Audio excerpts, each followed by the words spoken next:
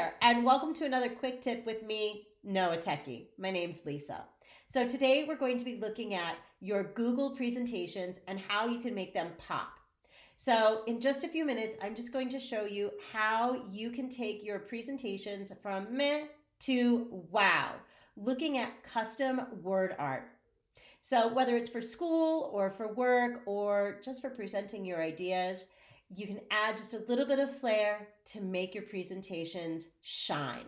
So get your devices and let's get going. All right, now that you have your device and you're ready to go, let's get started. We're first going to start by how did we get this here? Well, we're going to come up here to where it says insert. We're going to come down to where it says word art, and there's that little A. Love how they do that. And I'm going to type in something that I would like to have be special. So maybe day, oops, day. And now if I select enter, it automatically does it.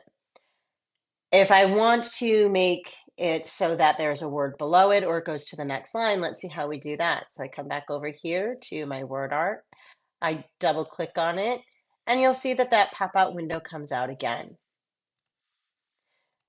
So I go ahead and select and hold the shift button while pressing the enter or return key.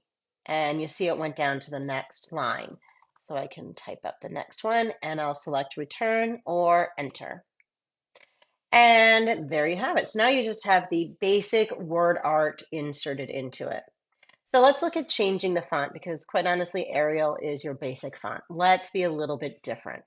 So I can import more fonts from Google if I choose to. It's already on Arial. Here are some recent ones that I was playing around with. And there are several that I have saved. You can do that too. So let's look at Henny Penny. It's a fun name. It's a fun font. All right, that's looking a little bit better, but maybe I want to change the color. So let's change the color. Gray is kind of boring. So I'm going to come back up here. I have a paint can. That's my fill color. So if I select it, I can choose any one of these colors. I'm going to go ahead and choose that one. Ooh, ah. But wait, there's more. If I don't like this or I want to change it up a little bit more, I'm going to select that again, and you'll notice that this was on the solid. So if I come back over here, you see gradient. So if I select gradient, these are some pre-selected gradient shades that I can choose. So maybe I'll choose one like this, where it starts off light on top and goes darker on the bottom. Maybe I can want a radial one where the whole outside is darker, and then this closer it gets to the center, it gets lighter. There is a way to do a custom gradient, and that'll be another video. So hang tight on that one. So find one that you like. We love this. It's looking snazzy.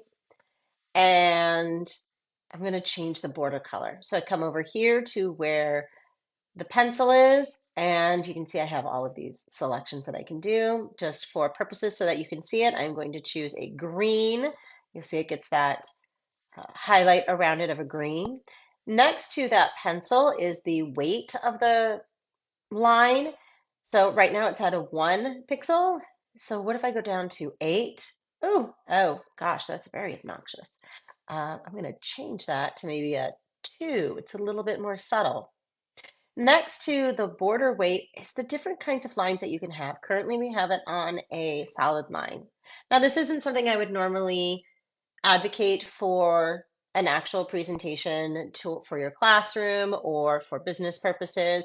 But if you're in the classroom and you're teaching your students how to use all of these tools, and maybe your goal is the worst presentation ever and doing an activity around that, this would be a fun one to do. So you can have them do dotted lines. See, they go a little bit dotted. There's dashes, all sorts of fun things that they can do. So now maybe I want the size to be a little bit different. So maybe I want it bigger, wider. So normally I would click on it and look for my sizing up here, which I don't have. Because if I select and choose one of these blue squares, I can click and hold and I can drag it out. So it drags it out. Maybe I want to make it shorter and I can drag it from the corner and you'll notice that it will go any way that I want it to. Now, if I press and hold the Shift key and then select the corner and drag it out, it will keep the same dimensions, the height and the width, and so it makes it a little bit easier to deal with that magic Shift key. We love that. So now let's look at some of those formatting options. So mine was already pulled up, but if yours is not, you'll look up here and you'll notice format options. So I can go ahead and select it. And the first one I want to look at is the drop shadow. So if I select a drop shadow, you really can't tell that there's a shadow there. But if I select the caret, I can select a different color. So maybe I want it that green. Or actually, let's make it an annoying color. Let's make it a blue so you can see. So the distance, how far away. So you can see where that drop shadow is right now because I made it blue. The distance of it. Um, let's see, a blur radius, like how blurred out do you want it? That's interesting. You can also have a reflection. So you'll notice down here, move that up a little bit. There's a little bit of a reflection happening. And again, if I select that caret, I can do the opacity. I can do the distance. So you'll notice the further away, it'll get further away, or it can be real close. And then the size of it. So there you have it. So I hope you learned something a little bit new today. Oh, and before we leave, I'm also going to suggest that you write a description as an alternate text for whatever text you have here so that those who have visual issues can also partake and understand what you have created for the screen readers. So that is my suggestion. So happy presenting.